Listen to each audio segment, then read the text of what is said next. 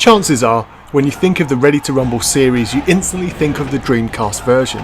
It was insanely slick, had some dazzling visuals, and gameplay so enjoyable that for many of you it will perhaps be your favourite boxing game of all time. The N64 port of the first game was still fun, but with the lack of power when compared to the Dreamcast, it was clearly a poor man's version of the game. Everything just looked grainier, the audio was subpar, and the controls were nowhere near as responsive.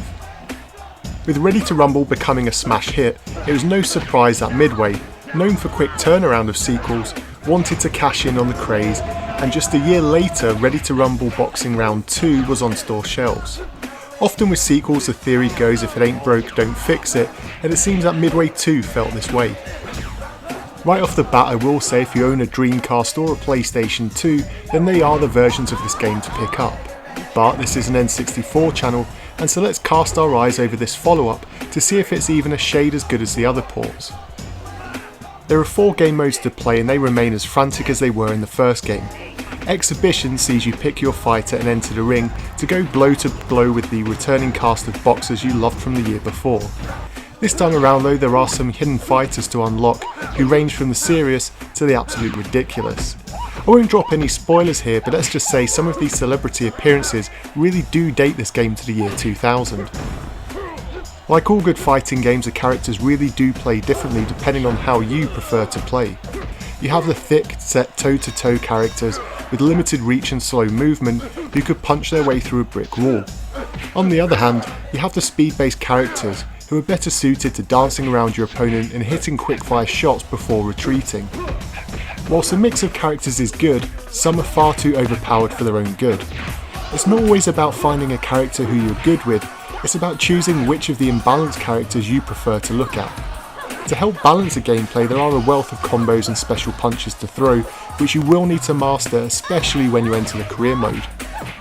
Here you'll pick a boxer and attempt to take them from the local gyms to Vegas, and along the way you train your fighter to bolster their stats and progress your career. Aside from a few mini games to play when training, there's little depth in the career mode, and at times it can turn into nothing more than a time filler to win the championship and unlock a next secret character to add to your other game modes. The only real meat and longevity in the game comes in its multiplayer mode. If you can find a friend who's just as good as you at it, then it will turn into some epic battles. Saying that though, the controls are really not going to help you. There's a very real lag between hammering the controller's C buttons to throw a punch and then actually taking place on screen. It's enough to leave you open to taking some brutal attacks, and so it's best to build up your rumble meter to use to counter these assaults.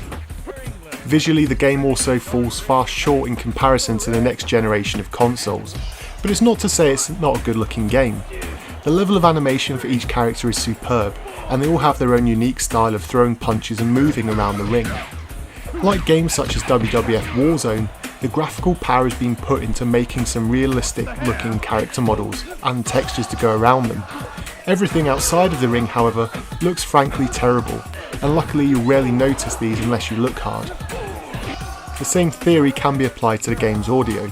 The amount of voice acting is respectable, and it really helps to bring the characters to life before, during and after the fights, but the actual sound effects are far too compressed, and it leaves the game sounding muffled and a lot less crisp than we know that the N64 is capable of. If you liked Ready to Rumble on the N64, then there's no reason you'd have disliked this. Sadly though, even a year later the formula for Ready to Rumble Boxing Round 2 just didn't have the same appeal as the first game, and it ends up feeling like not much more than a slight upgrade in most departments.